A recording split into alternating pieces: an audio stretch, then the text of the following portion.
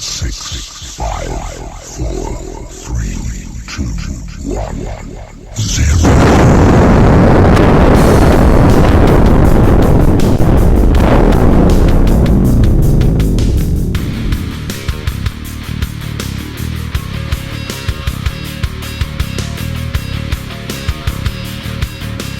This is the To Be Determined show. We are live beyond Ringside Radio Network. I'm the Orc of Ominous, the Architect of Intellect, the Wicked Nemesis. And tonight, I'm joined by the producer extraordinaire, beyond Ringside's own, the Magic Seed Mouth, Fast Eddie Lane. Eddie, how you doing tonight, sir? Right now, all that and $1.75 gets you a cup of coffee at Waffle House. And please be sure to tip. Yes, please, and don't. No 40-minute ticket times. How about that? No, that's Cracker Barrel. Oh, dude. I'm about to become a member of Snapaholics Anonymous. Is that like from Slap Out, Alabama? No, I know where that is. Where is that? I have no idea where that is. South of Birmingham. I think it's Slap Out, Tallahassee. Both of them are south central Alabama. Probably about an hour from where I am right now. Well, anyways, ladies and gentlemen, that's where Slap Out, Alabama's from. Exactly. Tonight we are scheduled to be joined by the one, the only Xavier Fate. He has a cult icon status in Northeast United States, especially New York, Pennsylvania, and New Jersey. Very well known. So we're going to talk to him about his career and all he's went through, the adversity of being such a stellar, charismatic individual with a bunch of dickheads up north. So, and I think your introduction's almost in perfect time. If you'd like to go ahead and fire that away. Nice. That is really fucking spot on, ladies and gentlemen. The one, the only. He is the Devil's Angel's Wings, the Halo with horns. The only Xavier Fate. Xavier, how you doing tonight, sir? I'm doing good, guys. How about you? Oh, we're doing fantastic. Awesome. You know how it is. You know, we gotta partake in a little bit of substance tonight. But before we get started, we have a drinking game. We're gonna add something to that tonight. Tonight, the drinking game goes as follows. Anytime I say, if you will, take a drink. Anytime Eddie says, of course, the house rule in this business or the business, take a drink. If Xavier happens to start referencing an anime or a cartoon, you have to drink. Oh, and boy. if one of us says motherfucker, you have to finish your drink. Those are the rules of the evening. Let's get this show started. Xavier, how did it all begin? Why did you want to become a wrestler, and how did it all start off? Well, you know, every kid is going to tell you, watching Shawn Michaels versus Razor Ramon, or, watching The Undertaker come out. For me, honestly, it goes even further than that. 1996, Anaheim, California, Royal Rumble. I got to see Goldust versus Razor Ramon for the Intercontinental title. I loved it. That match alone, just watching Goldust and like how just strange his character was. I was 6 years old. I didn't know, what was really going on. I just thought it was so cool, like the way him and Razor just went back and forth in it. That right there solidified me wanting to do that. And then, as I got older, watching guys like Owen Hart and The Rock and Triple H coming, to himself, made me want it even more. As far as how it started, let's see, it started back in 2010, I believe is when I first got it. Yeah, 2010, late 2010, July, actually. I decided to start looking for schools, and I started off at Ace Pro Wrestling School in Unionton, New Jersey. Honed my craft there for a little bit until I started branching outwise towards Philadelphia with DWF Loco, run by Doc Diamond at the time. And that's where I finished up wrestling school. That's where I guess you can say, fully developed myself as Xavier Fate, because before I was like, yeah, Xavier Fate, I'm just a avenging angel who wants nothing but vengeance and will do anything to stop it. But where was the depth to the character?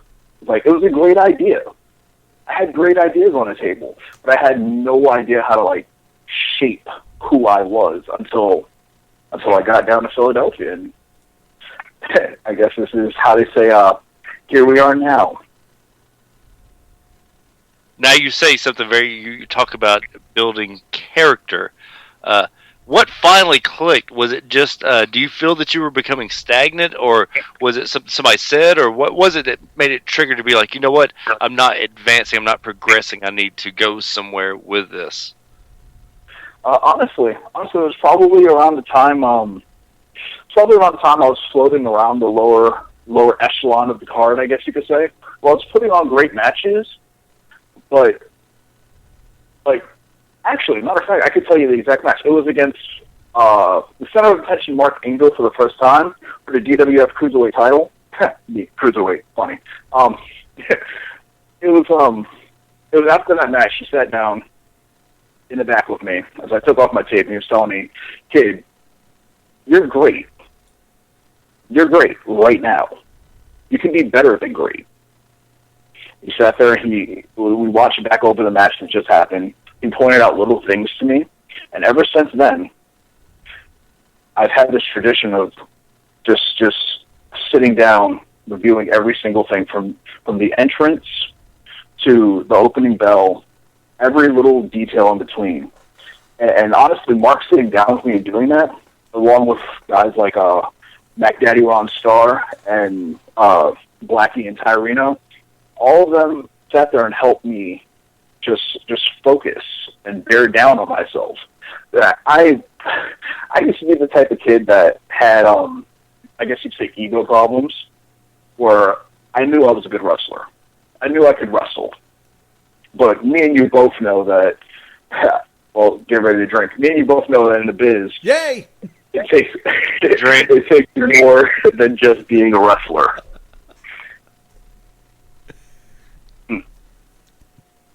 It takes character development. It takes character development. It takes, ring awareness, psychology.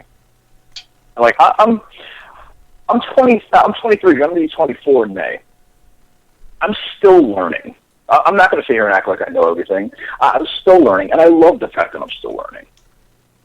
So I guess to summarize things, that's where I first got things to click, is sitting down with Mark and examining everything, breaking everything down.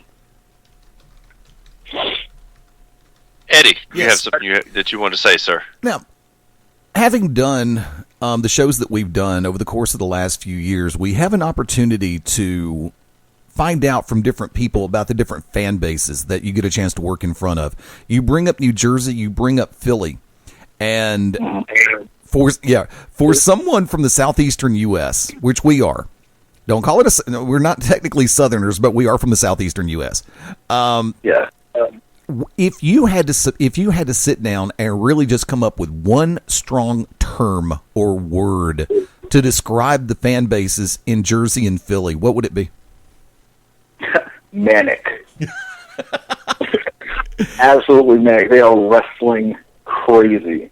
And it's for a good reason, because, you look back in history and you have promotions like Eastern Championship Wrestling, Extreme Championship Wrestling. There's so many great things that have come out of that area. The CZW, Ring of Honor. Just that area alone is just wrestling eccentric. And, you feel the electricity in crowds like that. I love it. One of the words that's been used has been, or one of the terms has been, brutally honest. Do you think that working in front of those type of crowd bases has actually pushed you a little bit more than, say, you might have thought it would in order to hone your craft a little bit faster? Honestly, yeah, I could say that. I could definitely say that, because, like I said, they know their stuff. There's some crowds that are hit and miss, but for the most part, they know their stuff. They know good wrestling, because, despite the fact that Philadelphia has this hardcore stigma about it, at the end of the day, they still respect actual wrestling, actual, catch-as-catch-can style, traditional grappling style, even hard-hitting Japanese puroresu style. They respect it. And them knowing that much about it, like you say, it honestly helps you elevate your level because you know where you have to be at to get not only a reaction from the crowd, but to get the best possible match out of yourself and your opponent. Wick? Now, who were your biggest influences earlier or at the start of your career and your influences today? Start of my career, I could honestly say Nigel McGuinness, Daniel Bryan, Takeshi Morishima, Ken Shamrock was a huge influence in that. Goldust, like I said earlier, and believe it or not, Kane. Like Kane's psychology, Kane's character in general was just amazing to me, and still to this day, he has so much depth and so much to give. I love it. And as far as today goes, a lot of that still stays the same. But I've expanded my horizons even more to Japanese wrestling. It's not only Takeshi Morishima, but it's also Kenta Kobashi, Okada. As far as other like wrestling styles, such as European style, Johnny Saint, Johnny Kidd, Prince Devitt.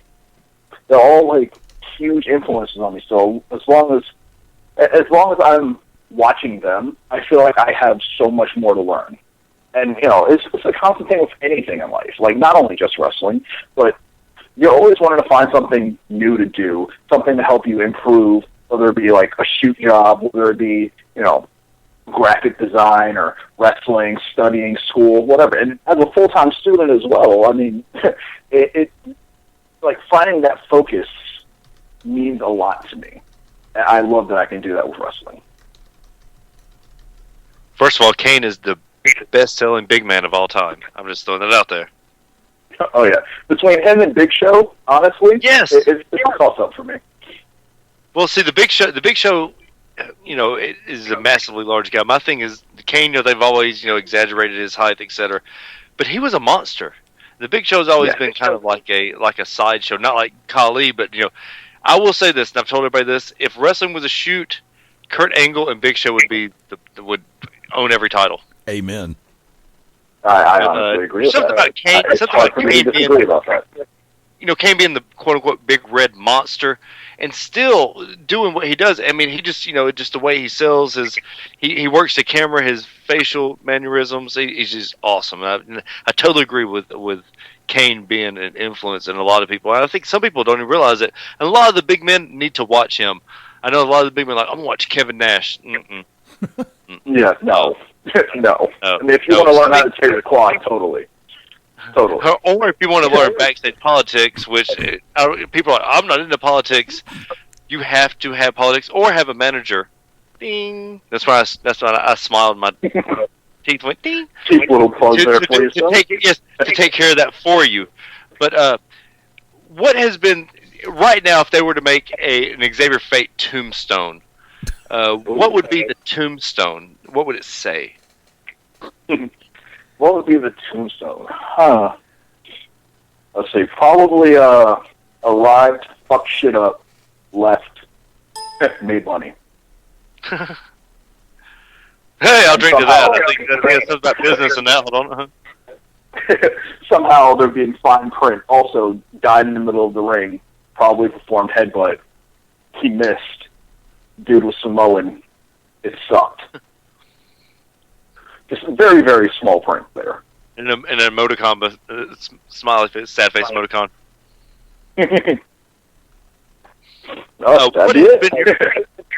What has been your favorite match thus far? Is there one match that maybe even a moment that stood out so far?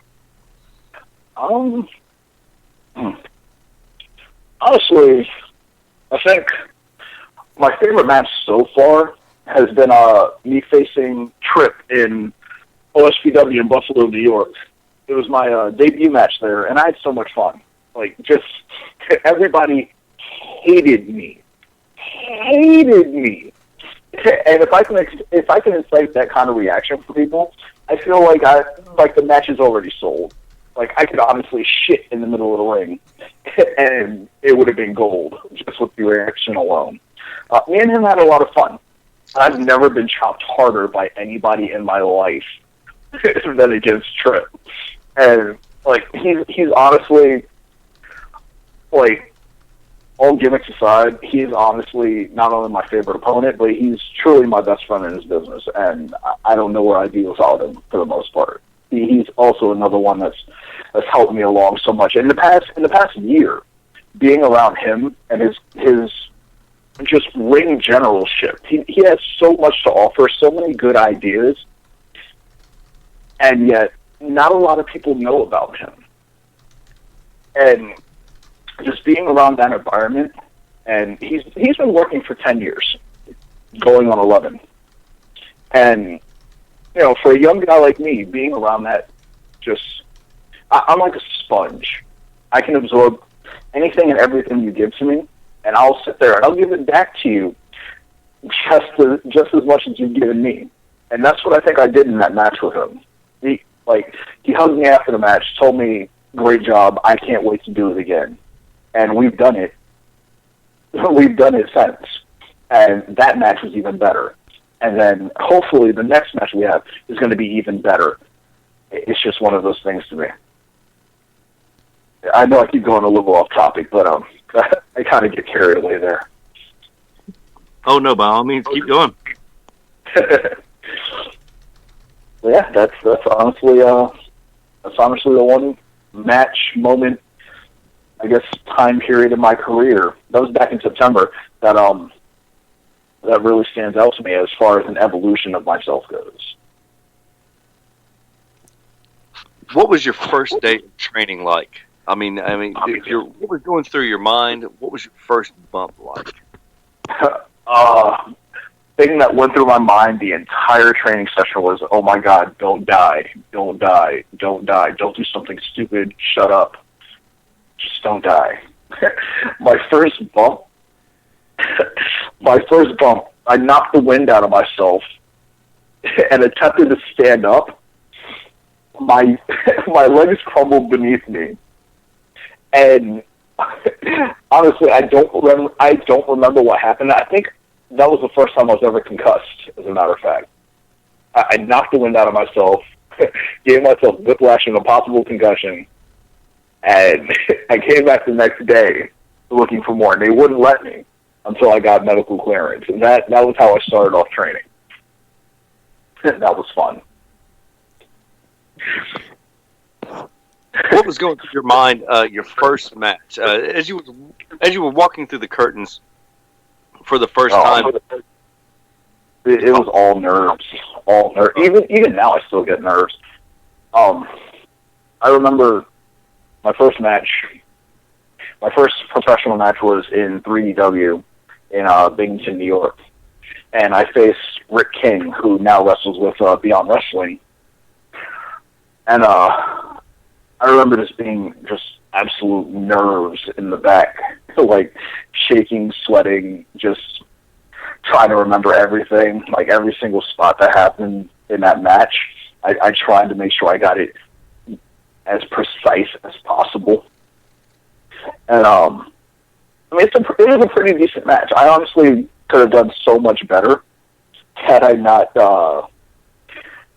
There was this one spot where I was supposed to go for a backdrop driver, and for some strange reason, mid-plex, I froze and dropped him on his feet. And I just remember him going, "What the fuck?" And I managed to turn around into a belly-to-belly, like just to try to, save the spot. And I just remember thinking to myself, "Wow, I'm never going to get booked again. That was terrible. Why did you do that?" It was rough for me in the beginning. I still get those nerves now, not as bad, but it was terrible, man. Absolutely terrible. Eddie? I would like to thank you first because you have a quote on your Twitter feed. Expand your horizons. There's more than what you see on television. The internet is your friend. Study. Thank you, thank you, thank you. More than anything, that's something we have preached on this network for years. But it's the truth, though. I mean, everybody watches the WWE. Honestly, if you're a worker and you don't watch the WWE, what are you doing? You realize that that's where you want to go, right? Right. Like, there's absolutely no reason why you shouldn't be paying attention to what's trending on television as far as wrestling style, wrestling dimensions, and just overall story. You should know what's going on. You should know who's hot, who's not, and just even if you're not completely in depth with it, you should at least know who the champions are or the current stories going on with the main stars. Like, perfect example, if you don't know what's going on with Daniel Bryan right now, where have you been since SummerSlam? That has been the biggest story in that company since SummerSlam. And the fact that it's all coming to a head now in Mania season, that story has progressed so far with so many different elements to it, whether it be him getting taken out of the title picture and replaced with Big Show early on, to now with his redemption, so to say, with honestly one of the best moments in recent history with the Yes movement in the ring, around the ring.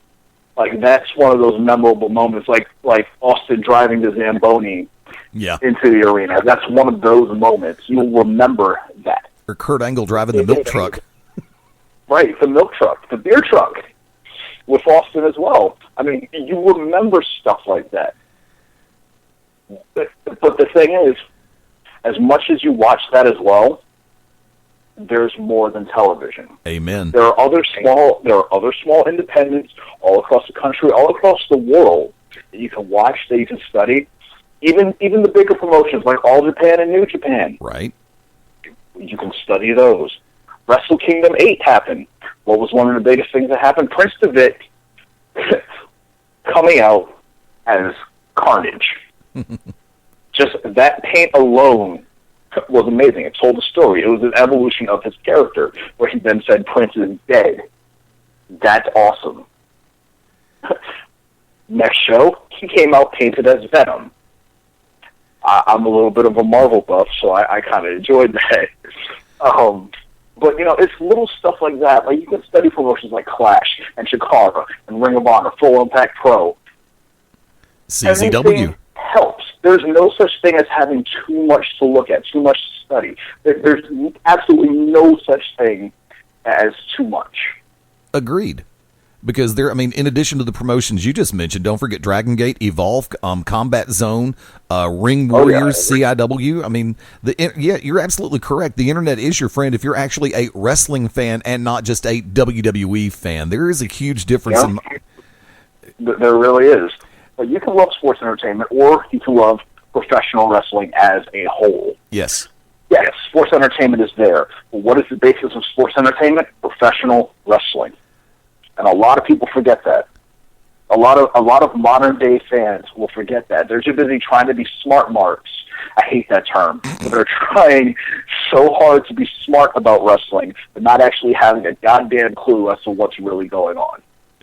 And that's what the internet is for. The internet is there for you to watch. YouTube has blown up exponentially. Amen. As far as the amount of content on there from, like I said, all over the world. There's absolutely no excuse that you can't type something in, type somebody's name in, or a certain promotion in, and find some kind of footage to study. There's no excuse. No reason why you can't do it. I also have to pull out... That goes, from day one of training up until you're like a 15-year pro. It doesn't matter. You don't stop studying. You don't stop learning. I like this guy. I really do. But now, I got to take another one from your Twitter feed because I try to do a little bit of homework as quickly as I can. You have a very interesting contrast here on one of your tweets, Semisonic and Master of Puppets in the same tweet. Do you realize that it'd probably get you exercised in 23 different states?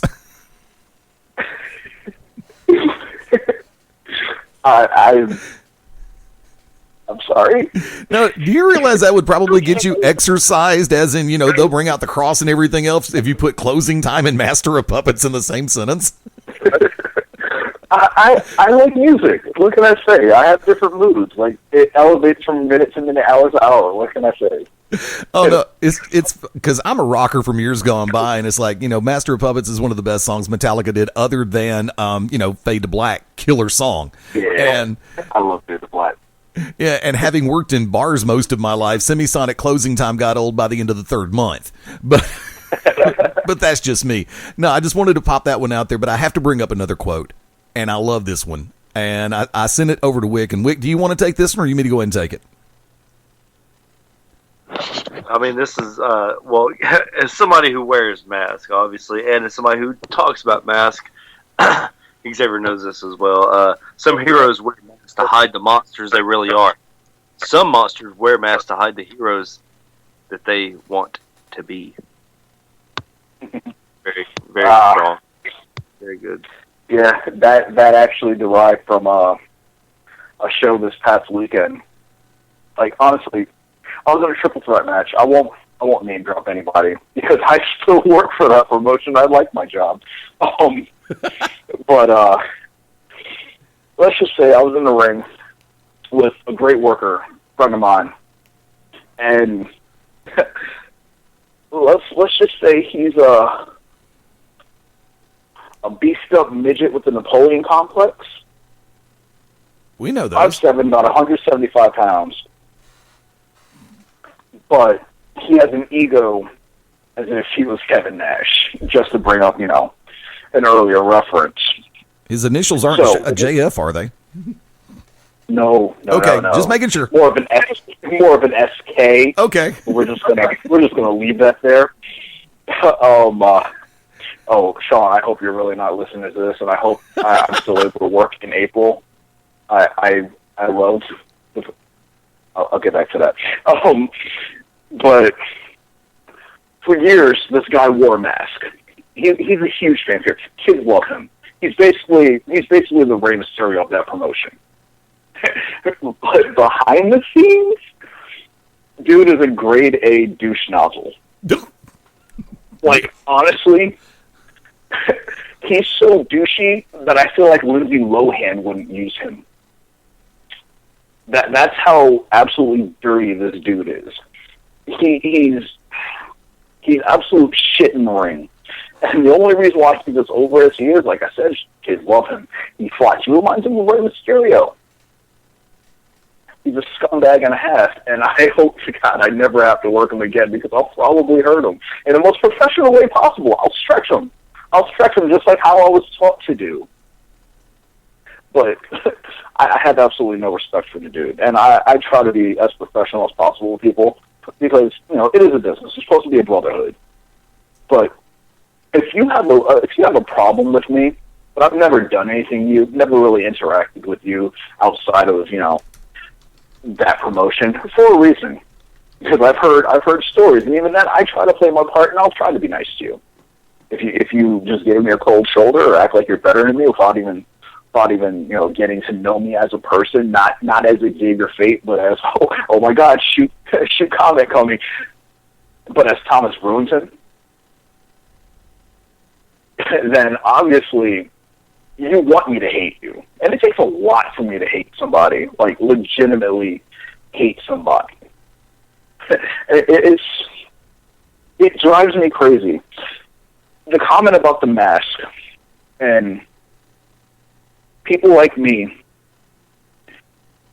I say I wear a mask. Not so much literally, but metaphorically. Because I can be an absolute douche in the ring. I can be hated. I can say some terrible things. To little kids even. Like, your mother should have swallowed. It happens. But at the end of the day, when the ring's put away and I'm back to myself, I'll always put my friends and my family first because that's how I was brought up. Not only in the business, but in real life, in my everyday life, that's how I was brought up. My family comes first. Now, as far as some heroes wearing masks to hide the monsters they are, exactly what I said about him. It's a simple fact that you can be as over with the fans as you want. They can cheer you. You can act like they love them. In reality, you don't give two shits about them. They're just adding to your wallet. Just adding to your quote-unquote popularity. It's easy to be popular when you only work 2 federations. And there's a reason why you only work 2 federations. It's because you're an absolute scumbag and everybody knows it. So you can sit there and you can play the nice guy. You can play the good guy. We all in the back know exactly who you really are. That's just the way it is. But you see, people do that because there's not that many people that will call them out on their shit. And that is what separates people that go on to be workers from people that will always be wrestlers right there. You just described wrestlers, and it's like comparing apples to oranges. Yeah, they're both fruits. But one is the one that got Eve kicked out of the Garden of Eden. The other, the other is just some shit that Florida grows. Tell you one thing, I love my screwdrivers, though. It wouldn't be the same without it.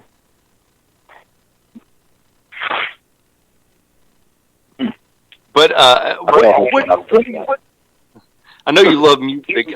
What do you like to listen to musically before matches to get you ready in the Xavier Fate state of mind? Oh man, I'm a huge punk rocker. Like it's one of those things that you wouldn't really know if you looked at me. But I will listen to punk rock over anything, any day of the week. So I've listened to actually this past weekend I listened to Rancid before my match. I listened to the entire and I'll Come the Wolves album. I love Lars Frederiksen. I think he's an amazing musician. I think like he's so underrated as far as like mainstream music goes, because honestly, as much as it's rooted in not being mainstream, punk rock has become mainstream. And I hate when people use the term that bands sold out. It's not that they sold out. It's that, yeah, you have a love for the music, but if your love for the music is also making you money, fucking go for it. Can't be mad at that. May I? Yeah. Go for it. See, a lot of, and we're going to bring back Master of Puppets for a second, Metallica. A lot of people decided to jump on Metallica for the Black Album. And they said that Metallica sold out. No, Metallica re-geared themselves, keeping a little bit and a lot of, depending on the song, their edge of Wolf and Man, the God that failed. That's not selling out in my book. Selling out in my book is Rascal Flatts, a country act, doing a collaboration with Justin frickin' Bieber. That's selling out. That is selling out. I will 110% agree with that. I will agree with that. When you said Justin Bieber's name, so I must sing the song. Justin Bieber, nobody fucking needs you. Amen. You want to know why? Why? Because you're a little cunt. I mean, think about it.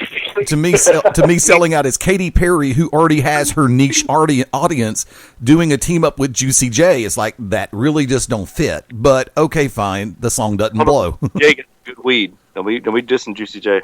I'm not dissing Juicy J. I'm saying Juicy J took a step down by teaming up with Katy Perry.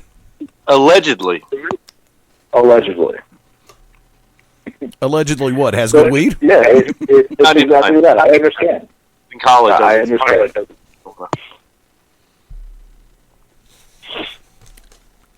Okay, this got awkward real quick.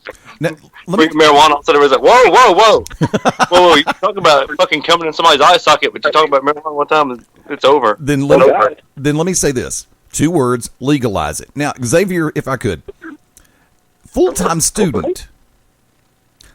A lot of people in your age bracket have full-time jobs as well as work in pro wrestling. Maybe 1 in 30 to 1 in 40 have continued on to college. Do you think, from your perspective, being a full-time student is one of the things that keeps you grounded and wanting to learn more in the world of professional wrestling as well? Honestly, yeah. I mean, it goes back to what I said earlier about consistently learning. I mean, I go to school full time. And when I'm not at school, I'm training. I'm honing my craft. I'm studying. And it all links up together, in my opinion, because if I'm not studying wrestling, I'm studying something for school. And I know that wrestling won't always be there. I can't fall back on wrestling. But that's why I'm going to school. And I'm sitting there. I'm going to get my degree in psychology and in business. And, God forbid, one of these days when wrestling is completely over for me, if it happens early, I had that still to fall back on. And like I said, I'm 23, going to be 24, and a lot of people my age are just now realizing that, hey, maybe I was wrong about this. Maybe I should go back to school. And me, I had a head start. I've been out of high school since I was 17, and I got the opportunity to continue learning at an early age. And I haven't looked back. I refuse to look back because looking back isn't going to get me anywhere. Looking ahead and continuing what I'm doing is the only way to go. And that's with wrestling at school. I can't slow down. I have no need to. I have no desire to. And if I acted like I wanted to, then I really don't want anything that I'm talking about. So I see, dedication comes in many forms. School is one of them. Sometimes you have to make sacrifices. It just all matters on what you consider as priority, if you will. Drink. School is my priority. I got a drink, if you will. Hold on. You thought we were getting... Before I got into the business in 2006, everybody had shit. God, that's drink. Just before I started drinking, anytime I heard "you will," that'd be 3. Mm-hmm. I thought of 50 Road. You don't realize how many people say it all the time. Like we all say it. You should realize it. Till you come on the show, and then you're like, drink. What'd I say? Thank God my food got here. There you go. What has been, if there was one moment that you could go back and replay throughout your career, what would it be?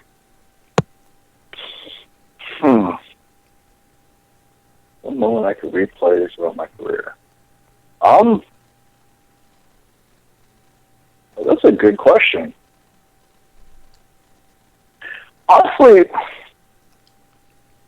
yeah, that's a really good question. I don't think I would, though. I think I would keep everything the way it is, simply because without mistakes, how else do you learn? Well, not necessarily. Let's say a good moment. A good moment. It could be something bad.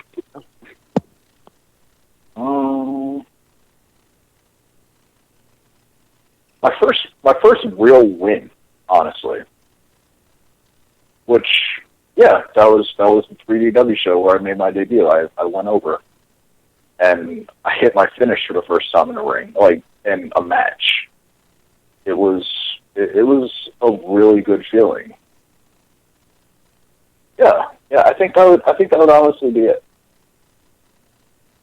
Yeah, that very first win, and the very first time I hit my finish. Just that rush of adrenaline, that feeling that, okay, it's over, what's my next move? What's my next step? Because it doesn't end really after this. So yeah, that moment's over, but what do I do now? Just that feeling, that knowing that's there, that option is there, that tunnel vision, I guess, keeping your eye on the prize, one direction. Oh my God, just punch me in the throat. You said that. I know everybody's gonna puke up one drink. But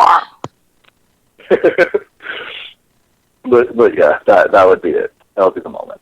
Okay, since you went outside the box and you said the name of that group, you realize that because we forgot to tell you this before you came on, you have to post a video of you singing a 1D song in the next 72 hours. Oh, oh, you know what? I'll do it. I'll do it. I'll hate myself, but I'll do it. And probably hate you the entire time. You won't be the first one.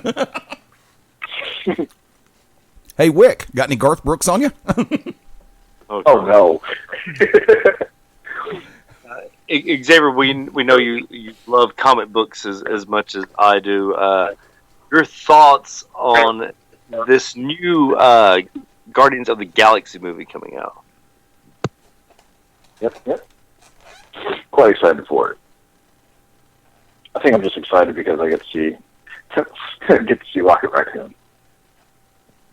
Bam, exactly. That's all I need. Like, that sold the movie for me alone.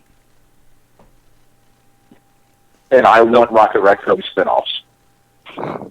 What do you think about... I want him to have his own movie, his own video game. Just him, alone. What do you think about the Batman versus Superman movie? Or the Justice League, or whatever the hell it's going to be? Well, I think it's going to be terrible. But I was also wrong about Dark Knight Rises. So, and that's actually become one of my favorite Batman movies. So, I don't know. I'll give it a chance. It's just going to be weird for me watching a Christopher Nolan produced movie that has Batman in it and it not being Christian Bale. That's going to be my only problem with it.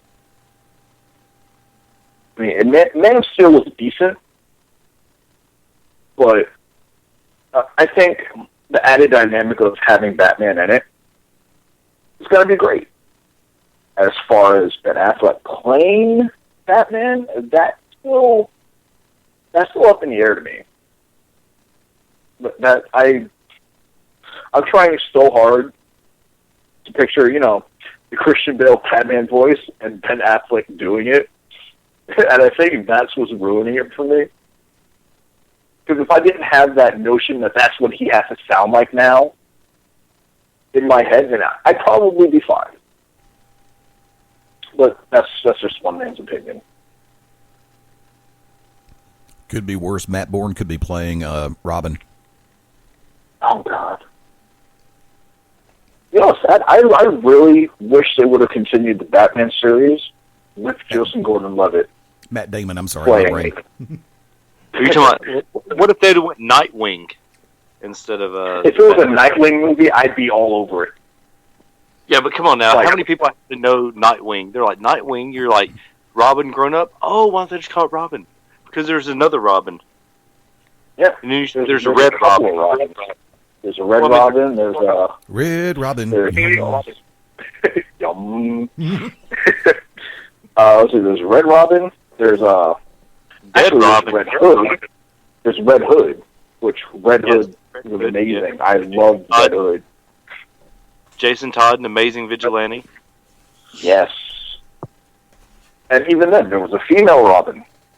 Nobody remembers that. Carrie, whatever her name is. Yeah. It's... I don't know. Like, honestly, I think it would have been great with a Nightwing movie. Even if it was just a precursor in between to get to the Superman movie. I would have liked that. But, like I said, beggars can't be choosers, so I guess I'll just accept whatever's going to happen. I don't have to like it, but I'll accept it. Now, what is your favorite comic out right now that you love to read? If you're going, as the people in the South say, on the plane, what's the one comic that you're buying if you can? The new 52 Batman. Simply because I love how crazy Joker's gotten. Like, he was insane before. But ripping off your own face and wearing it as a mask. Hold on, he didn't rip off it. He had it cut off by, was it who was it that cut off? The doll maker? Was it doll maker that cut his face off? And then hung it up? just that notion that, you know, you're wearing your own face and not in a traditional way. Upside down. You know, like, where do you go from that? How does that not attract your interest? Like, Scott Snyder. That's honestly my go-to. What do you think about this? About the innuendos that the Joker being homosexual towards Batman and saying that he was actually in love with him? Yeah, I've noticed that. It kind of makes sense that that's where his obsession has gotten to. Like, just thinking about their history throughout the different, you know, comics, not only just this generation, but previous generations as well. And honestly, it could be said vice versa as well. I mean, Batman is absolutely obsessed with Joker, stopping Joker. That's why they how did Joker put it one time? They need each other. They complete each other. They are the dynamic of each other. It makes perfect sense, and I wouldn't be surprised if it happened. But, you know, that's just the way it is now. And honestly, the way society is, I think we can accept that. Like, maybe not entirely, but I think we can sit there and look back at it after the outrage and go, you know what? Thinking about it logically, it makes sense.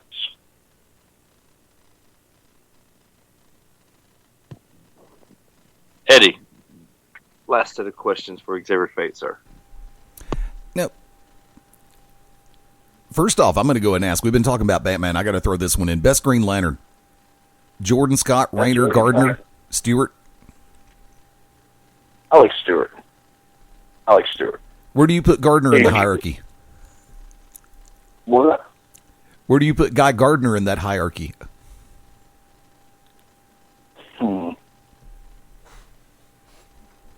I never thought about that as far as an order of such. Huh. Well, most people in a certain age bracket will, of course, say Jordan. They'll say Jordan, the original, is still the best. They don't really qualify Alan Scott because that's Earth 2. But then you've got Kyle Rayner, who came in with an entirely different set of emotional and baggage. Then you had, before that was Guy Gardner, the person who is like, if there was somebody who should have kicked Sinestro's ass in season 1, it should have been Guy Gardner to begin with. Oh, no, I 110% agree with that. I would probably put him underneath Jordan. I'd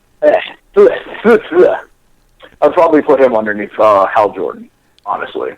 Because I see, and that's just my opinion.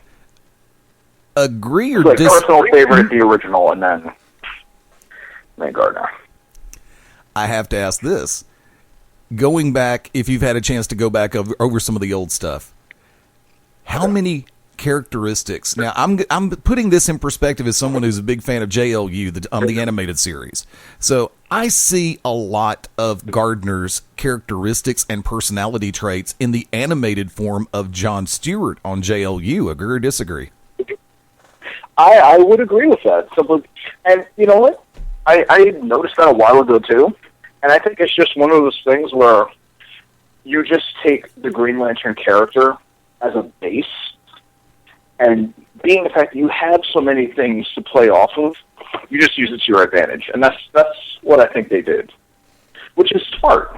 Just like you can honestly, if they were to do that with Robin, you could take Teen Titans Robin, you could take, early Nightwing Robin, like that Robin in specific, and you could combine them all and come up with this epic mashup. I hate using the word epic, Jesus Christ.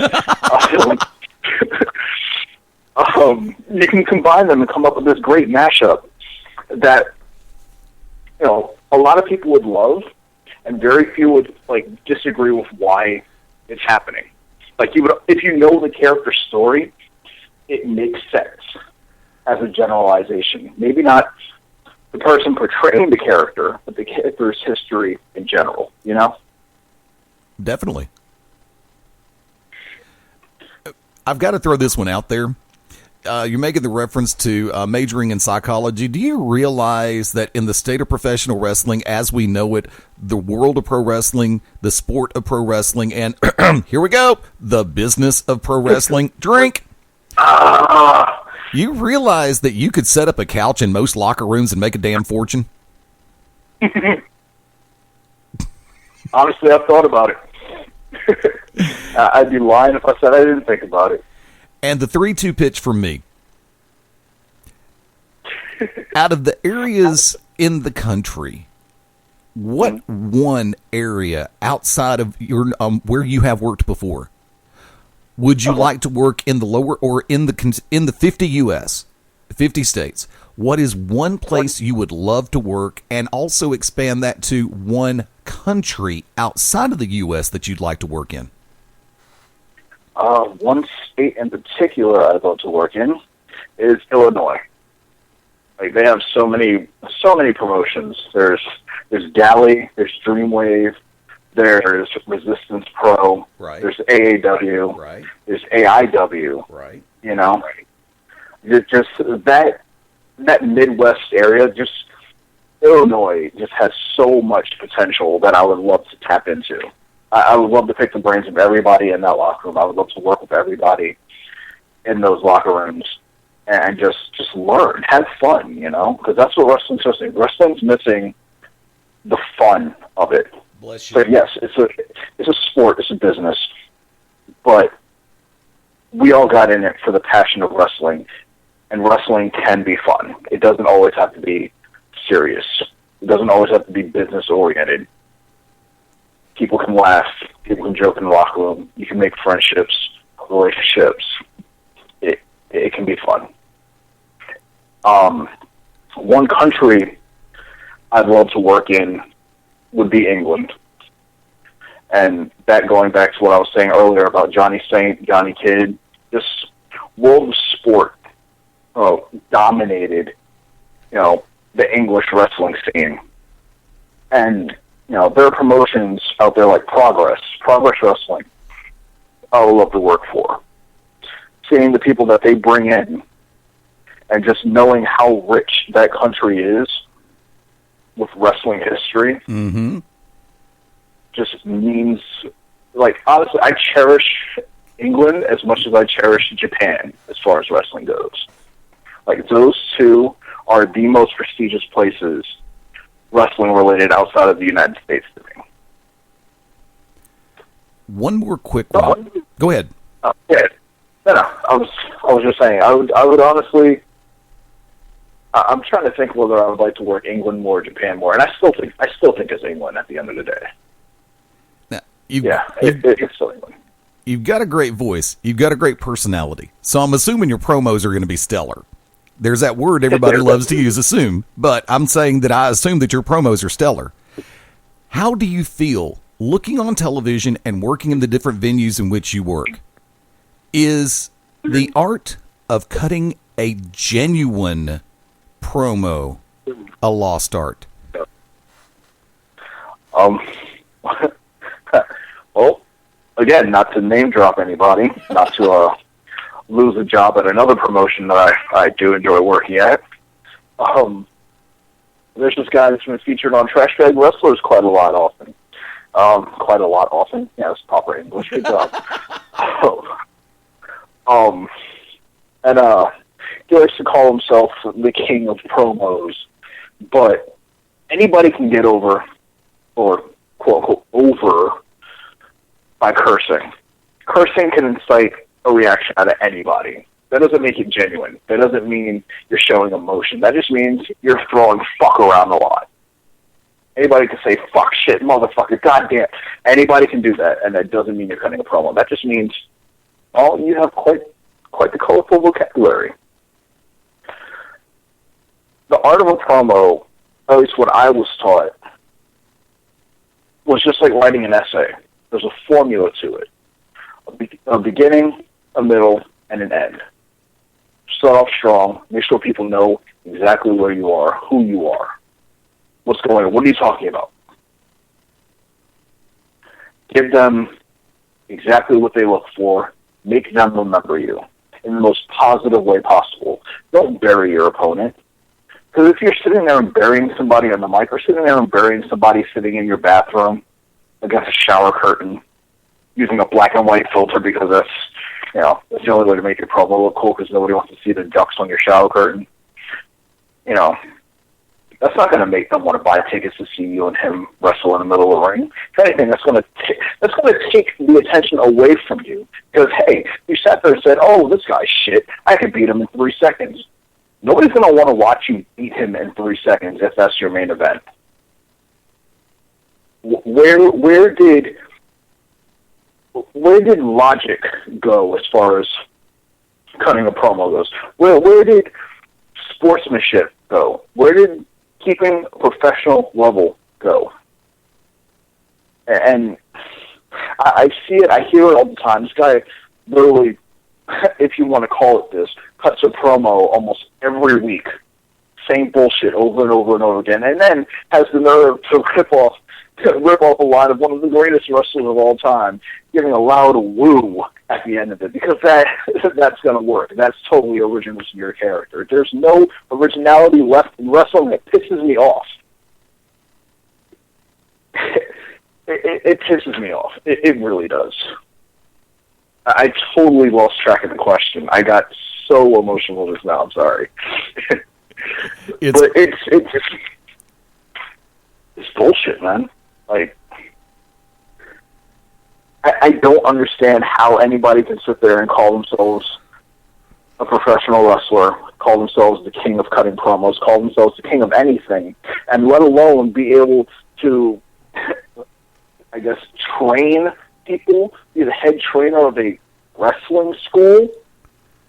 And I'm using giant air quotes here, because the dude couldn't wrestle his way out of a table. But he has admitted in the locker room that he can't chain wrestle. But not only is he the second in command of this promotion, but he is the head trainer of their, again, giant air quotes, wrestling school. Why? I don't know. I was supposed to work a show with him. One-on-one. Somehow, throughout the day, that got turned into a triple threat tables, ladders, and chairs match. Why? Because he knows I'd work circles around him. And I don't talk about myself highly because, in my opinion, I'm just a kid that knows how to wrestle. Sue me. But I can work circles around this guy in my sleep. He needs gimmicks in order to get over, in order to not look like even more crap than what he actually is. Oh, and to top it off, the third man in that match was trained by him. So, needless to say, my back was hurting. I had to carry a match. Kind of sucked. Luckily for me, they were both about combined 350. Not even kidding. Damn. Yeah. It was fun. That's as much as my ego weighs.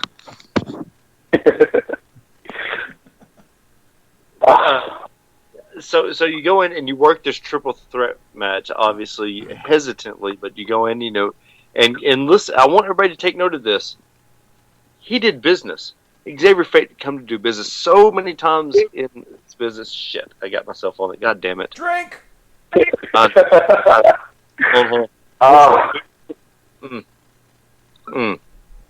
So many people don't want to do work. They want to come and just get themselves over and just actually like, hey, let's just get that win. They don't realize what this is all about. How do you feel when you go into a match with somebody who's just there just to get themselves over and not to actually bring anything to the table or to better themselves or yourself or to help out the card as a whole?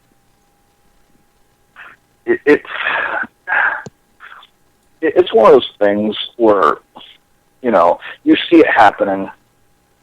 You've seen it happen, like, throughout, whether it be that promotion's existence, throughout your time being there, or whatever the case may be.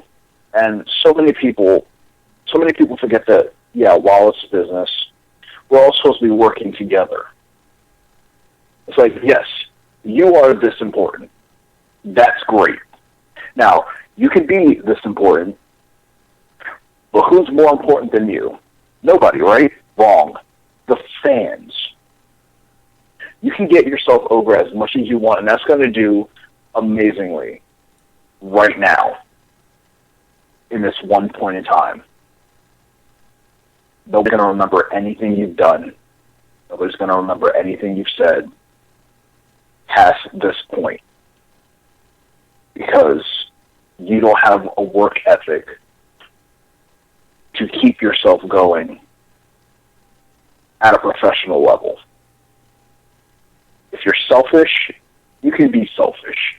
You can make whatever little money you make right there from your loyal fan base, and that'll be it. And you can stay in your wrestling purgatory. While there are other people in the back, myself included, that sit there and will do business every single night. We'll go under the worst people that they could possibly be in the ring with.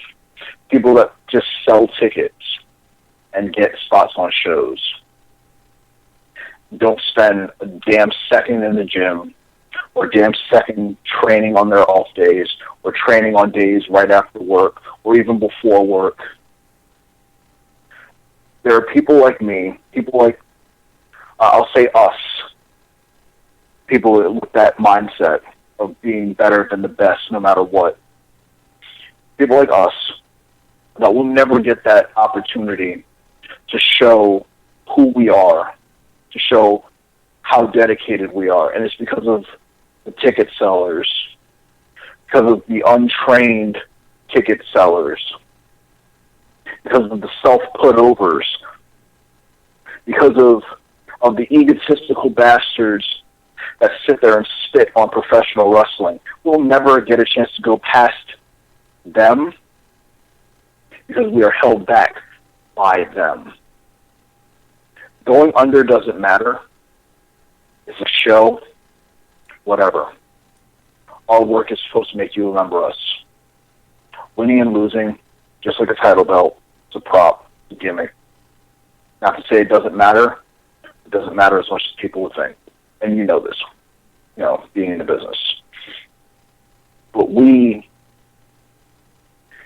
as a whole don't realize how much it hurts the business letting guys like this continue to run our locker rooms. And sometimes it's unwillingly. Sometimes we don't have a say in it.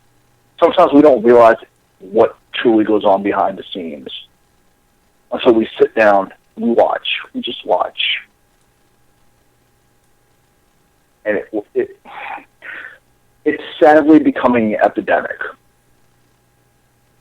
And it's not just on the East Coast. However, it's progressively worse on the East Coast than anywhere else I've seen. There are so many people that don't get it. There are so many people that talk about it but have no idea what it is. And that, sadly, is going to kill this business. It hurts. It hurts saying that because everybody wants to sit there and say, oh, well, I love wrestling. I love this business. I love being in front of the fans. That's great. You love being in front of the fans for who? For you?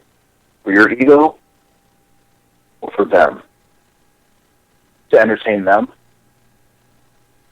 is what it's supposed to be about. Not you. You are an easily replaced cog in this machine. There will always be somebody like you to replace you. And what we are supposed to do as entertainers, as performers, as professional wrestlers, is make sure that we are not replaced.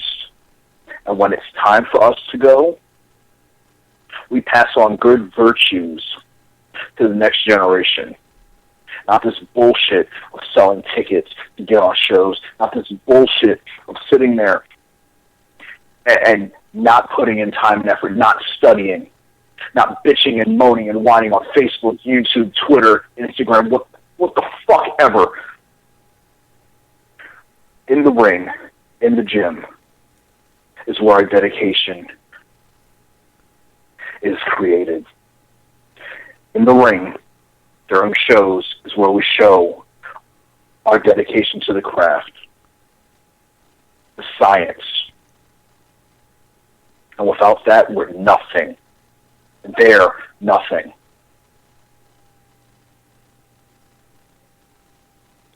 What do you have? What do you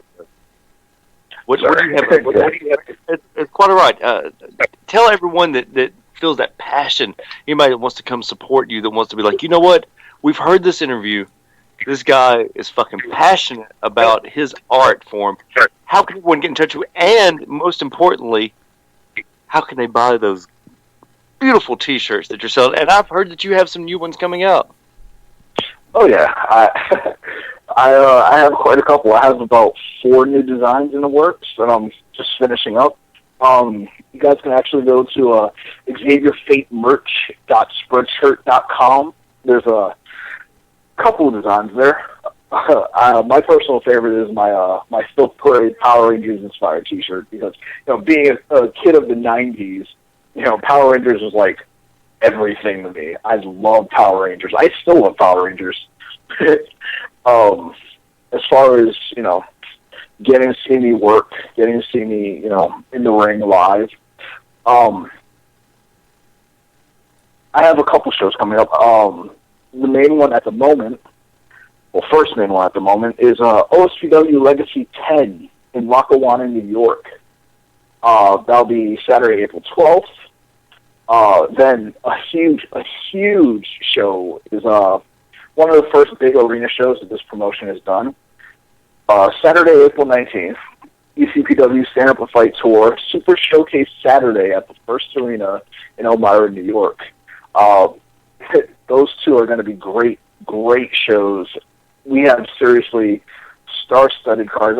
The show on the 19th in Elmira, we actually have Vader, Velvet Sky, Tito Santana, Sandman, and Ted DiBiase Jr. is actually going to be on that show as well. And it's going to be a great card. Man. Like, there's so many brains I could just take apart and pick, and I can't wait. Especially Vader. Oh my God, I would love to pick Vader's brain. And Ted Jr. being the fact that he just got out of his contract, that'll be great too. And he's a young guy, so it'd be nice to see the perspective from an older vet like Vader and a younger guy like DiBiase Jr. and just being able to compare stories and just absorb everything.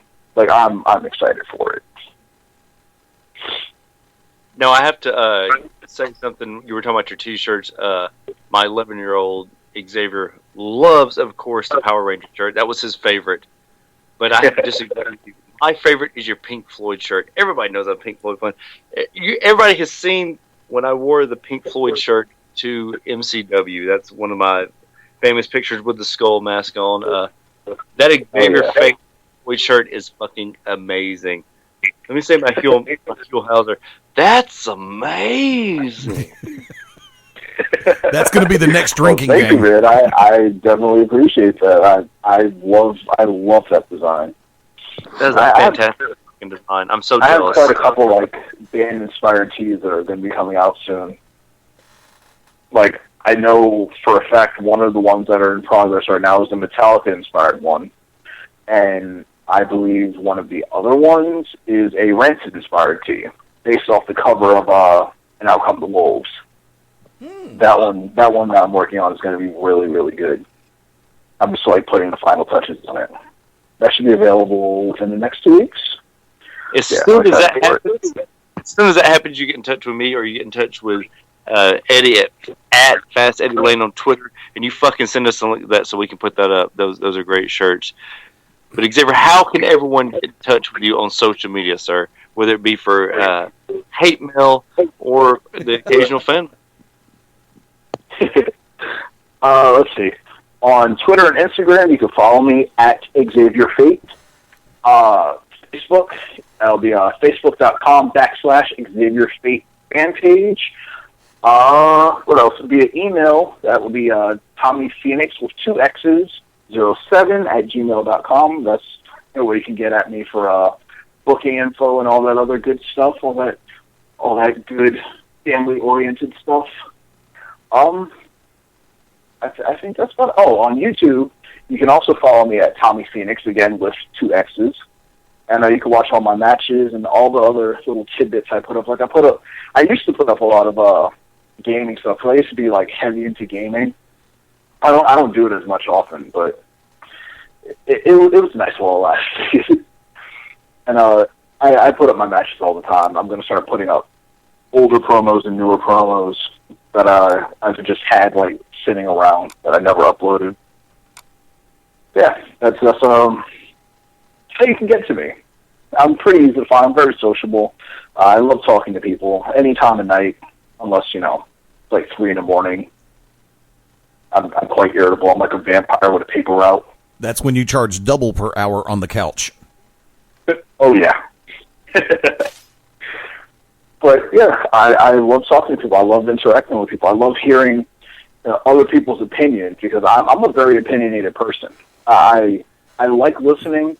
I like debating. I like just discussing different aspects of life, whether it be music or movies, books, poetry, wrestling, especially wrestling, obviously.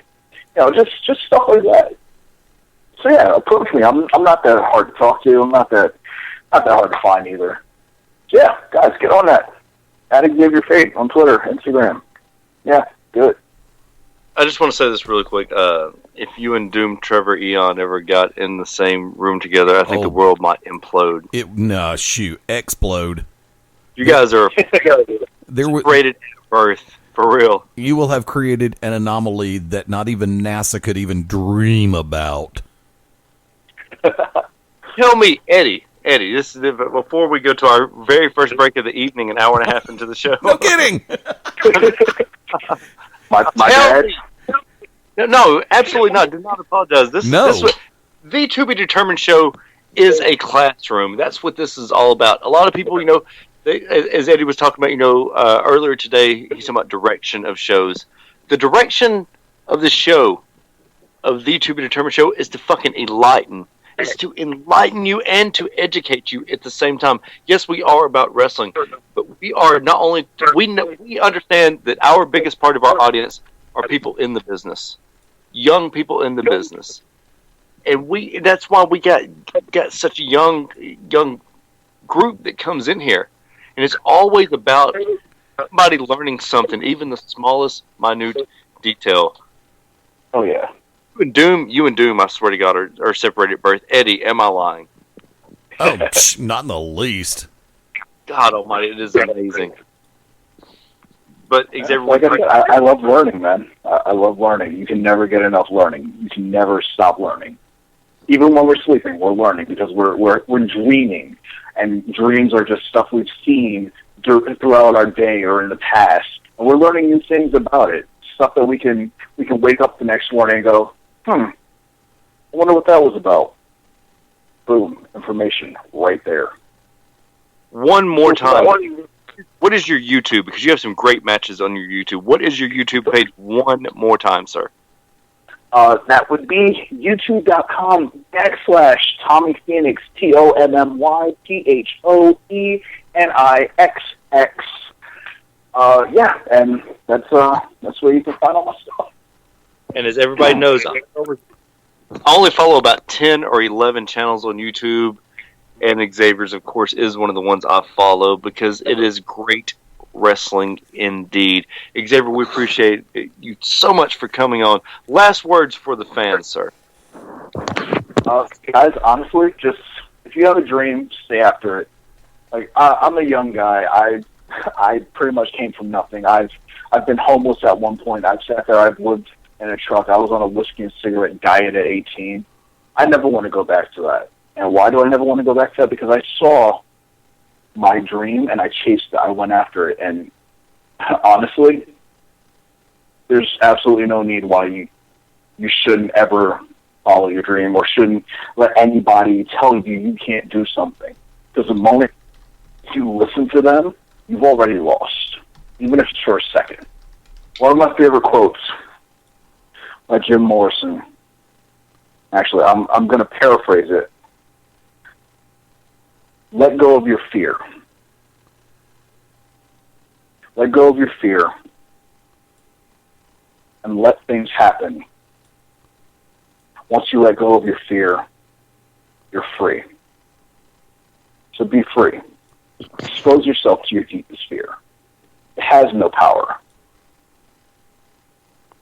Fear. That's the way I live life. That's just the way I live life. Xavier, we appreciate it so much for coming on. Everybody go out and support local independent wrestling. Check out Xavier's merchandise. Great T-shirts. Xavier, thank you once again. Thank you for having me. I appreciate it, man. It was fun. We should have done this years ago. Well, Years yeah. ago. It happens. I mean, better late than never, right? Exactly. Better late than never, like a period. The To Be Determined Show. Our first break of the evening. Ladies and gentlemen, stay right there. We're about to get really controversial. In other words, we're about to tell the truth. Oh, boy. Right here, Beyond Ringside Radio Network.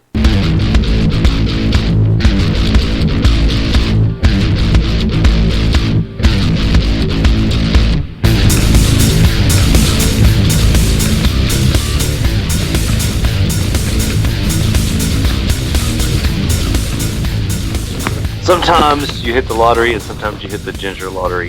It is the To Be Determined Show live Beyond Ringside Radio Network. Thank you so much to Xavier Fate for coming on. Eddie, we have to start the road to WrestleMania.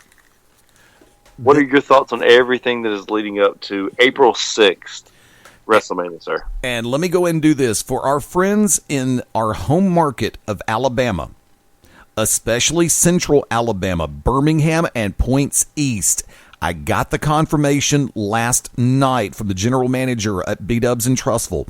Buffalo Wild Wings in Trussville, Alabama, in Trussville, will be showing WrestleMania 30 high-def big screens.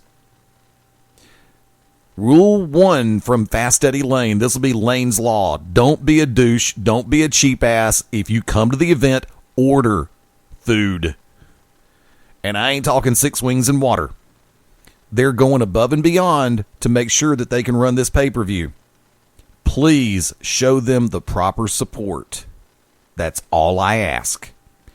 Monday night, they did what they needed to do, and they did it right. Because coming out of a week ago Monday, the entire IWC, Internet Wrestling Community, and I now, woof, had all but put the WWE World Heavyweight Championship on Daniel Bryan after the main event of WrestleMania. He's going to go against Triple H. Triple H is going to do the honors and put him over, and it's going to be a triple threat, and Daniel Bryan's going to win. He's going to beat Bautista and Randy Orton. Oh, goody, goody, goody, we finally get it. Well, guess what? You may get it. But they added a new layer to the Shrek onion Monday night in Seg 1. When Triple H said it will be a triple threat either way. A lot of people, and I do mean a lot of people, were going, oh man, Triple H is going to end up going to the main event. We're going to have to deal with 3 geriatric ashes in the main event. Thank you, Grandpa Simpson. They did it right because they got you talking all over again. Layfield said it perfectly. He's the COO of the company and do whatever the hell he wants. Creative. His wife runs it, as well as his daddy-in-law, and the old man is right. The fact of the matter stands. If, and don't be surprised because I've seen this one come out and I have to agree with the concept. What if it is a double count out? What if it becomes a fatal 4-way? Daniel Bryan, Triple H, Randy Orton, Batista. There's no rule that says it can't be a fatal 4-way. You know, if it's Triple H involved, people are going to bitch and moan, but well, Triple H just used his creative card to put himself in the main event. He's COO. Who cares? Kids, remember, this is WrestleMania we're talking about. Triple H went from what he has done in the last couple of years on the grandest stage of them all.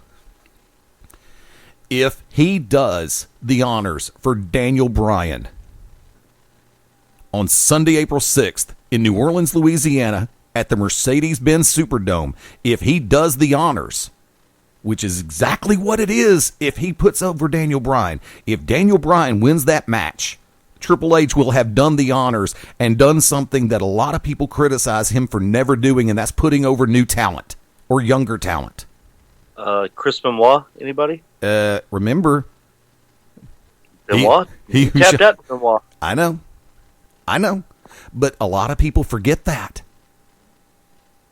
A lot of people still put the Chris stick. Benoit killed his wife and his kid. I know. Believe me, I remember this. But the number one knock on Triple H is the fact that he doesn't put over new talent. He buries everybody on the microphone or in the ring. You're right. Well, see what it is. He has to beat everybody. He has to establish his legacy and add to his legacy pretty much. But he will take care of some guys. He was one of the guys that is helping push, obviously, Daniel Bryan. He's one of the guys that completely helped push CM Punk. Yes. He was one of the guys that was all for the forefront of pushing Claudio Castagnoli. Amen. Whatever. Cesaro. Antonio Cesaro, as we know him. He has helped out a lot, but the thing about it, he has that Harley Race mentality. He's like, I'm going to beat you. You're going to do the honors for me first. First of all, you're going to be an honor for you to be in the ring with me. But I'm going to help you out. Daniel Bryan, he's going to do the honors to Daniel Bryan. I don't think that Daniel Bryan's going to win the title. I'm pretty much sure that he's going to do all this. He's going to be battle tested, boom, and then catch the RKO and keep it on Randy Orton. But he also helped make Randy Orton. He helped make Batista. He helped make quite a few of these guys. Right. He even did some stuff with Jeff Hardy back in the day that led to Jeff Hardy with his 17 acid trip match he had with Undertaker. I mean, he's very particular about who he puts over. Is what it is. Sheamus. Thank you, Daryl B. Sheamus. Sheamus. Oh, God for Sheamus. Of all people, Sheamus owes his entire career to Triple H. Amen. And Sheamus is a pretty fucking decent wrestler. I mean, it took him a little bit, but he caught on and he's ran with the ball. King Sheamus. Might remind everybody. Yeah. You know something? I wish they'd bring back King of the Ring as a pay-per-view instead of what it became. And logistically wasn't and I have to Sheamus was the last King of the Ring, but wasn't it damn, when was Regal KOTR? 2009 maybe? No. It was his drug test failure. Oh, okay. Forgot about that part. Sorry, kids. Yes, I can forget stuff every once in a while. It's in my contract. What happened? No, I forgot when it was when Regal held King of the Ring. You know, and this is something. I was reading an article, and we talk about WWE, and we talk about different directions in which they go, and we cannot leave out NXT. For those who have gotten the network, I am not one of them. I have not ordered the network yet. I said earlier that I am reconsidering that notion, considering the way that they're running with things. They're starting to put a more positive light on Mania. I would love to see a little bit more of what's going on down at NXT other than what I'm able to see on YouTube and all the other different outlets like Daily Motion when people upload stuff. Oops, crap, shouldn't have said that. Now they're going to start watching Daily Motion. Damn it. Sorry. But the thing about it is, with Sarah Del Rey down there working with the Divas, that is such an asset. When they brought in Adam Pearce, multi-time NWA World Champion, to work with some of the guys, that was an asset. Dusty Rhodes holding promo classes. Hell yes. Because Rock's busy shooting another movie, and hell, Rock stole everything from Dusty anyway. Sorry, Dwayne. Pulled back the curtain again, didn't I? Pipe bomb. And it's really going to be... NXT to me is one of the major selling points of the network. Because I love what they've done with the place. Figuratively and physically. I like the directions they're going on NXT. It's almost like WWE genuinely has a whole different promotion down there that they don't screw with that often. Because God knows they screw up the nationally televised product. And with Regal running things down there, also with Dusty helping, with Bradshaw helping, it's going to keep getting even better. I've got a question for you, Wick. Does it help when shows like ours Beyond Ringside Live, the To Be Determined show, actually complement WWE? Because remember, on BR Live and on TBD, we've had discussions about the fact that over the last few months that WWE's tag team division had been the strongest it had been in years, and now they're on a mission to dismantle teams. Should we just not compliment WWE on stuff that they're doing right, Wick? No. Of course you're right. You're like, what? No. Yes, of course. Look, every little bit helps, correct? Correct.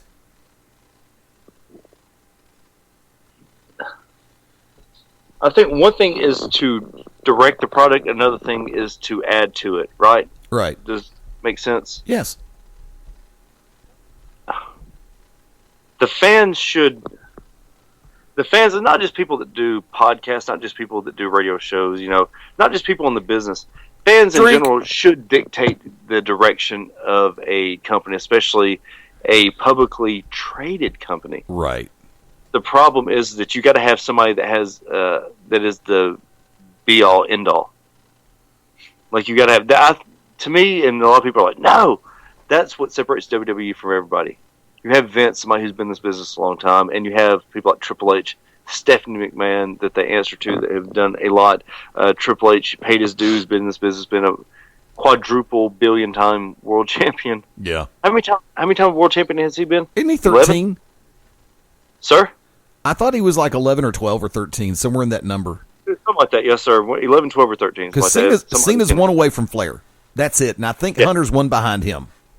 Cena is one away from Flair? I think Cena is technically one away from Flair. I think they have Cena at 13-time champion right now. Okay. I'm not sure on that, but I think he is 13. Anyways, a lot of world champions. A lot of world championships. Well, I got to argue with this one on this one. We can't really call it world championships because when Flair was world champion for the National Wrestling Alliance as WCW and NWA World Heavyweight Champion, the territories were in place. And he might go to Atlanta, Georgia one night and face Tommy Wildfire Rich or Mr. Wrestling number 2. He might go to Kansas City 2 days later and face Ted DiBiase or Harley Race. He might go to Texas or Dallas 2 nights later and face David Von Erich or Alex Perez. It meant something then to say the words world champion. In this day and age, when it comes to the WWE product, you can't, even though the belt is technically there, and WWE does go all around the world, it's still a confined list of people. That's why I always said WWE is nothing more than an overglorified, nationally televised indie promotion. Because you have the same people in the title mix just like you did if you were running a single indie promotion. So for me, they can call it the WWE World Heavyweight Championship all they want to. I love it. I appreciate it. But there's nothing world about that championship. And I disagree because who is the leader in world wrestling entertainment? Who is the leader in wrestling in the entire world? Is it Ring of Honor? No. Is it New Japan? No. Is it TNA? No. What is it, Eddie? It's the Mighty Morphin Power Rangers. I think that the World Championship means more now for the simple fact that if you're the head of that company, the company that pretty much rules the world, the company that is the Sid Vicious of professional wrestling, is WWE. And to be the face, to be the figurehead, to be the name of that company means a lot. I think that any of Cena's reigns, especially the reign that he did from about 2008 to 2010, that those 2 years that he just completely just kicked ass, that was in the middle of the second Great Depression, the Great Recession, whatever the fuck they want to call it. Right. Cena grabbed the ball and ran with it right there, did he not? For the record, Cena is 14, Triple H is 13. Thank you, Daryl B. What was it now? Triple H is 14? No, Cena's 14, Triple's 13. See, he's not far behind it. And Regal was 2008.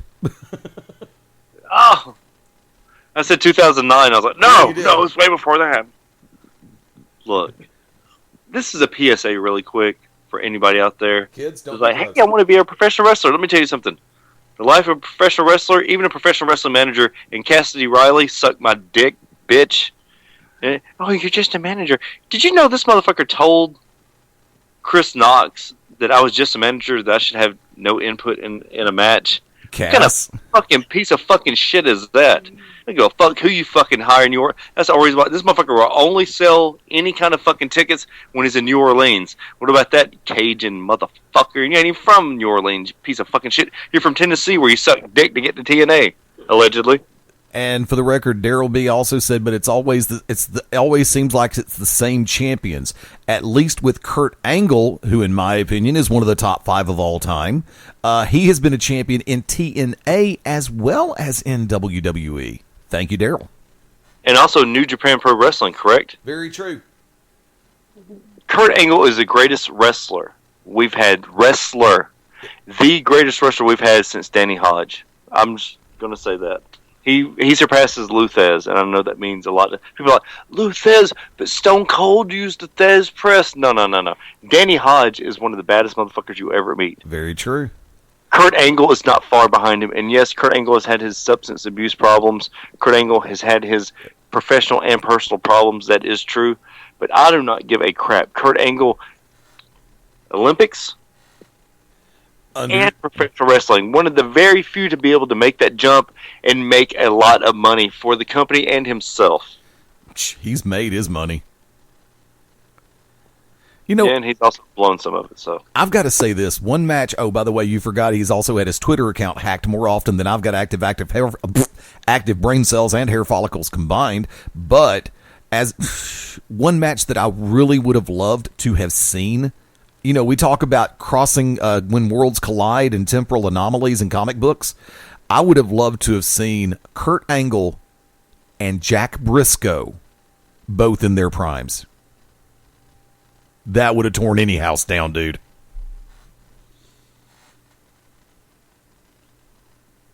who did you say? I'm sorry, I missed that. I said I would like to, in my mind, I can picture this match because I've watched both men work in their prime.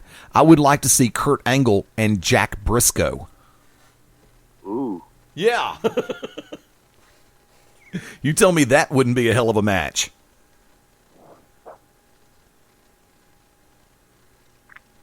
What about Dory Funk and CM Punk? That would be huge. Actually, to me, CM Punk and Terry Funk would be a hell of a match. I don't think that Terry Funk would have. I don't know what Terry Funk we're talking about. ECW Terry Funk Before or Terry that- Funk when he was NWA champion? Terry Funk when he was NWA champion. No, he wouldn't have wrestled him. He just said he was too skinny to wrestle. Then I would definitely go with Dory. Dory Jr., yeah. Yeah, Dory would have, because Dory would have done business with anybody. Once again, that's the Earth too. Yeah, doing business with people. Hello, that is the smart thing to do. I mean, that's something that it's almost a lost art, but by the same token, dude, you and I have seen it so many times. This has evolved into such a me. How can I get over? How can I get over? Can I get my moves in? A lot of people have genuinely forgot in the world of professional wrestling, in the sport of pro wrestling, here it comes, and in the business of pro wrestling, that when you do business, business is a two-way transaction. You give, you take, you take, you give, and you always do what is in the best interest of the match and the fans. You don't work for the pop. You work and let the fans pop for your work. True or false? Oh, you know that's true. I don't know. Well, kind of. It's not necessarily working for the pop. It's working for the fans to where it does not insult their intelligence. Right. That's how I feel. That's the difference between the Unlucky Charms and most tag teams. Most tag teams just want to go out there and be like, "Hey, did you hear that? We hit them with 42 power bombs. They pop." No, it's about not insulting their intelligence. I'm sorry. You take one power bomb from Chris Knox, it's like taking 3 power bombs from God himself. So. You realize the sound that you're just now hearing is Chris Knox's head expanding. No, he's not even listening right now. He's probably passed out somewhere drunk. Or sober. No. Drunk. Drunk. Because he went to the gym today. Oh, he put boy. 4.5 hours in the gym. Oh, yeah. That's 48 beers right there. You know, but see, thing about it is, and, you know, I'm sad and pissed off at the same time that you and the Charms had to go through that at WrestleFest, dude. I mean, look, and I'm pretty sure that King Bark Bark is pretty miffed about it also, because I've watched the entire time. I've paid attention the entire time.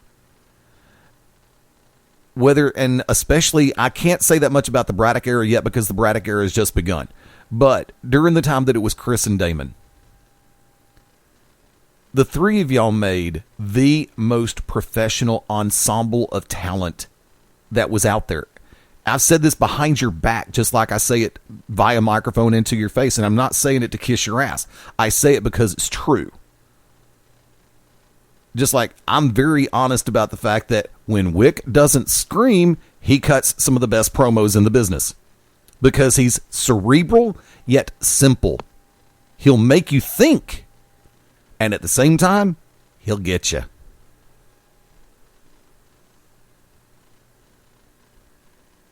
Even when I scream, I still cut on some of the best promos. You just can't. You can't hear them. You can't effing hear them. You're like, wow, that was amazing. I have no idea what he said. Yeah, it sounded awesome. It sounded intelligent.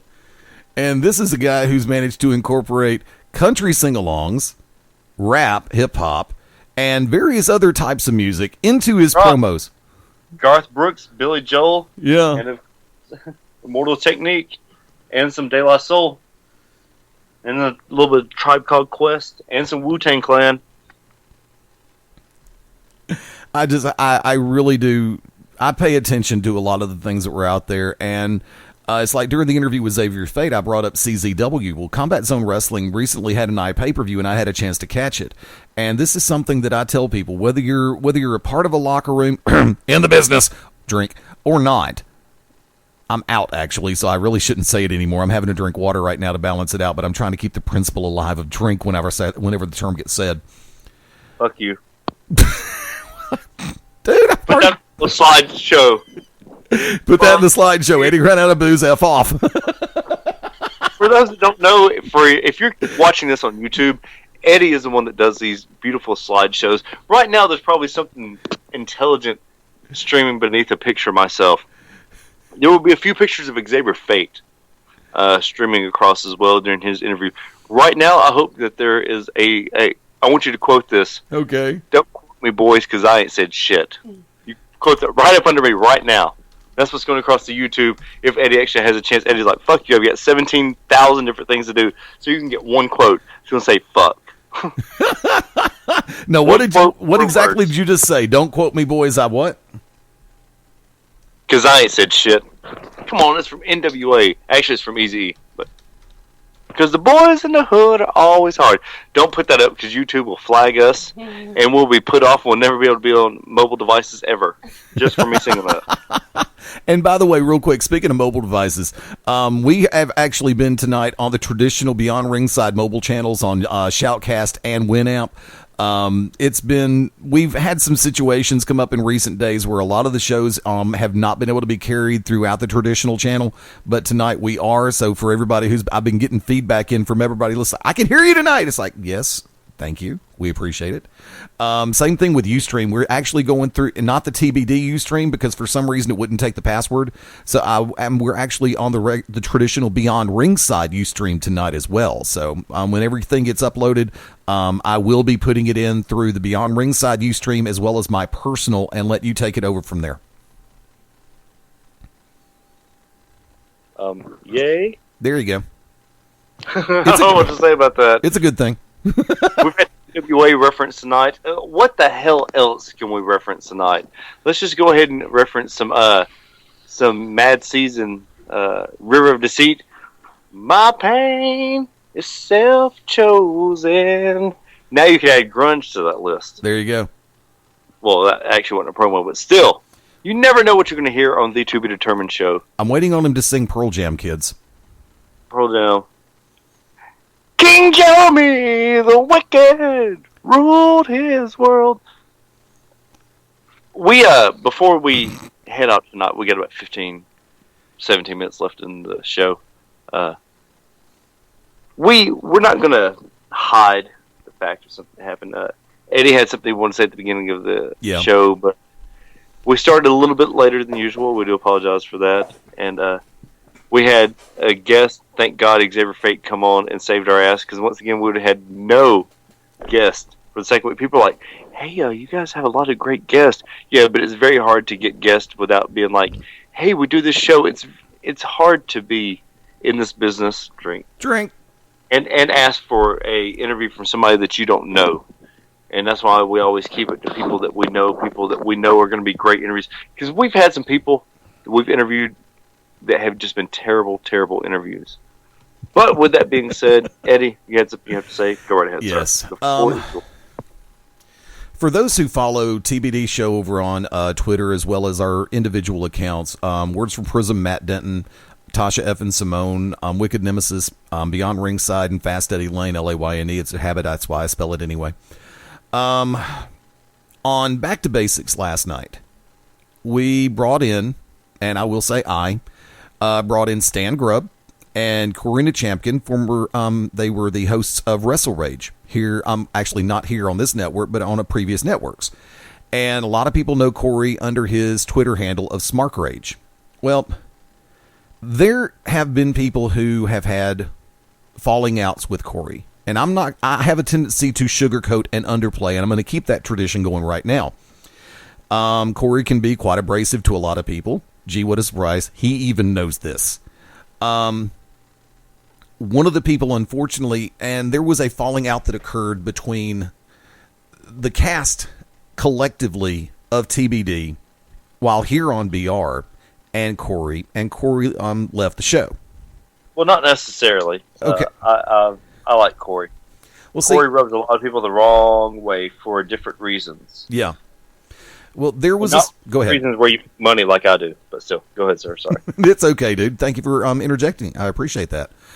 And I thought that some of those situations had mellowed because I didn't hear anything else about them. It's like, okay, they say time heals all wounds. And I would like to go ahead and say that I did not know that things ran as deeply as they did. Matt Denton officially announced his resignation from TBD, stepping away, as well as from the BR network. And Matt, I would like to offer up a very heartfelt and humble apology to you. If I had any idea, and this is honest, dude, this isn't Fast Eddie Lane, this is Eddie Powell talking directly to Matt Denton. If I would have known, if I would have had an idea that it was still that deep, I would have respectfully told Stan no. Because I treasure you as a professional. We don't always see eye to eye, so effing what? There's a ton of people in this world to whom I don't see eye to eye. What a surprise. But Eddie, I'm right here. Yeah, there you go. Feel like you should have done the Amazo thing from JLU. You realize I'm sitting right here. And Amazo. Yeah. Like, we have like 3 listeners. Xavier Fate's one like, yes, Amazo. Like from Arrow? No, not the ship. No, from the Justice League. Yeah, the gold android from JLU. Yes. But in all honesty, if I had known that it still ran that deep, I would have taken a different course. So honestly, from me to you, I hope that there is no animosity, no ill will, because the last thing I wanted to do is upset. And I apologize for that. I hope that when situations prevail, and I hope, like I said, all I can do is hope. I'll sit back and say this in public just as quickly as I'll say it in private. Dude, door's always open. You know that. You're a cool character, you're a great professional, and a hell of a host. And I hope you decide to come back sometime. And with that being said, we have a new show on Beyond Rings. Wrestle Rage, Friday nights. Well, They're still working on the logistics of that, and that's why I kind of wish Matt would have waited before he made his final decision, because it may not be a live event. It may not be. It may be pre-recorded and replayed on the station. They're working on situations right now. Stan is working to spearhead everything, and yes, Stan Grubb and Smart Rage are working to bring back Wrestle Rage, and it's not like you're trying to have sex with something. Whoa, Stan. What? You're a married man with 17 kids. Calm down. But I'm just, like I said, I was taken aback earlier because I knew something was up when Matt got in touch with me, and I had a feeling it came about at the same time that I'd made the promo that Stan and Corey were going to be coming on to Back to Basics last night. So, and for the record, I would like to say a very special thank you to Shane Knowles with Peach State Wrestling Alliance for coming on last night, Back to Basics. Shane came on, gave us the update on what all's going on with Peach State, including their show this coming Saturday night, March 22nd in Carrollton, Georgia, where they're going to have in the main event Adam Roberts taking on the charismatic enigma Jeff Hardy. Adam Roberts? Holy shit, wasn't it supposed to be Adam Jacobs? Adam Jacobs, I'm sorry. Damn it, I got my notes confused. Yeah, okay. I was like, oh my god, is he going to make him some fucking gear afterwards? There you go. No, Adam Jacobs is taking on Jeff Hardy. That's actually an inside joke. We'll talk about that later. But yeah, and actually at this point we are working on setting up for interviews for BR over at Peach State this coming Saturday night. So whoa. No. You're not coming on. No. Shane, you better book us at a reasonable time instead of trying to book us on a Wednesday before your event, where you start coming on Beyond Ringside now. Come on now. Yeah, it would have been cool as hell if the Unlucky Charms would have been able to be there this weekend. That would have actually just brought another layer to the cake and just a little bit more frosting too. And knowing Wick, we were afraid to find out what he does with the frosting. I eat it. That's what she said. I cover up. I drink your milkshake. There will be blood. So right now, as it stands, like I said, we're working on the logistics of putting everything together for the road trip this coming Saturday. I'll be heading out that way immediately following the Saturday showcase, which starts at 10 a.m. Central, 11 a.m. Eastern. Yours truly, the Cause and Effect, Robert Cosper, and the Hitman Big Daddy Cool, Ryan Adcock. 3-hour edition. We're going to wrap it up around 1, so you never know what's going to happen on the network. And for the record, you got the note earlier today. Beyond Ringside the network will be in full force on Sunday, April the 6th at Buffalo Wild Wings in Trussville, Alabama.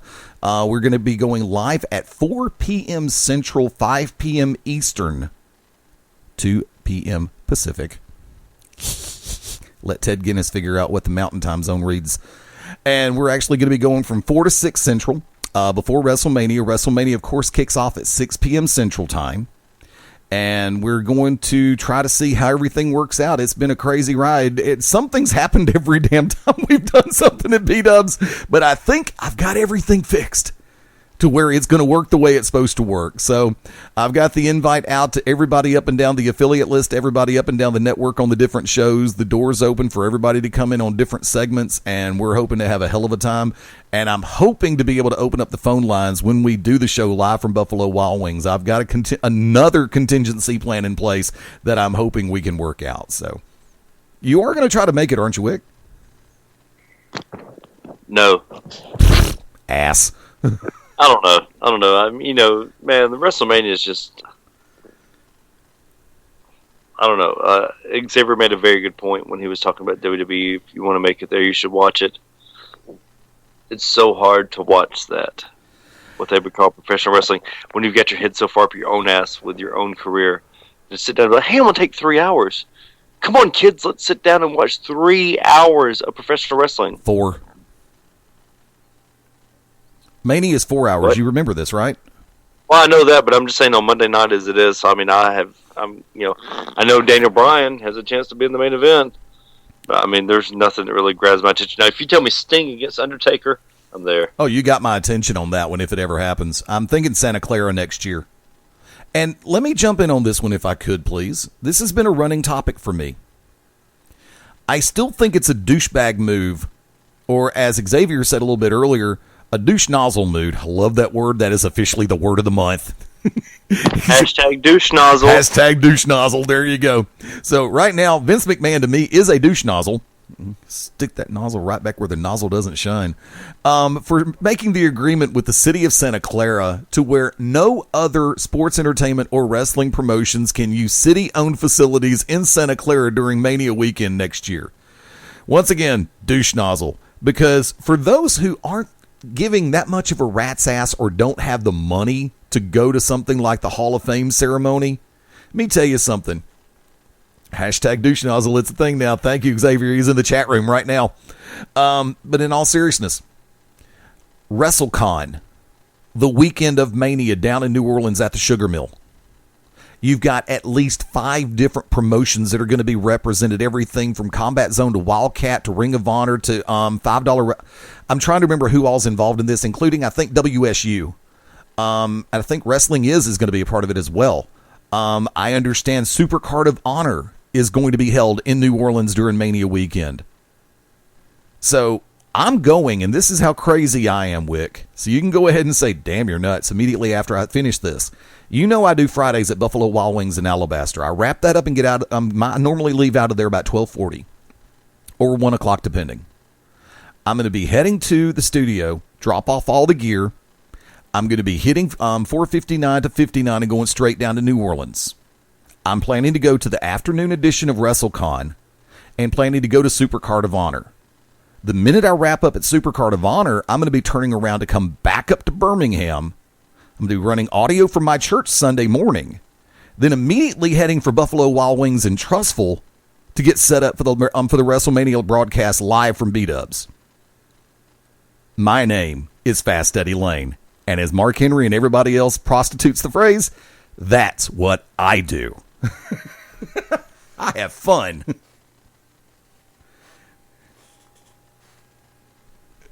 Wick just got dizzy trying to picture me driving that far that fast. You're like Knight Rider without the knight. So if you see the gold minivan flying your way, move, assholes! It's going to be like, I hear you, Michael. Captain, I find your behavior most illogical. Eddie Lane, what does Beyond Ringside have upcoming, and how can everyone get in touch with you, sir? Let's do this the quick way. Tomorrow night, Cause and Effect present the Thursday Night Radio Throwdown. 7 p.m. Central Time, right here on Beyond Ringside Radio. Global Championship Wrestling's GCW Radio slated to return tomorrow night at 9 p.m. Central. I'll be back in the reins with Mad Dog Dan Sawyer at 9 p.m. Saturday mornings, 10 a.m. Saturday Showcase, Ryan Adcock, Robert Cosper, and myself. Sunday, Beyond Ringside Live, 5:30 p.m. Central, 6:30 p.m. Eastern. Tuesday night, the return. Back to basics. And we may just have a nice little bombshell to drop about B2B before the weekend's out. Keep your eyes open on BeyondRingside.com. For me personally, Fast Eddie Lane, LAYNE.com, and Facebook.com/Fast Eddie Lane. I'll see everybody, well, let's see, like I said, tomorrow for GCW Radio. Friday night, Buffalo Wild Wings, Alabaster, 9 p.m. start time. And Saturday, I'm on the road to Peach State. See you in Georgia.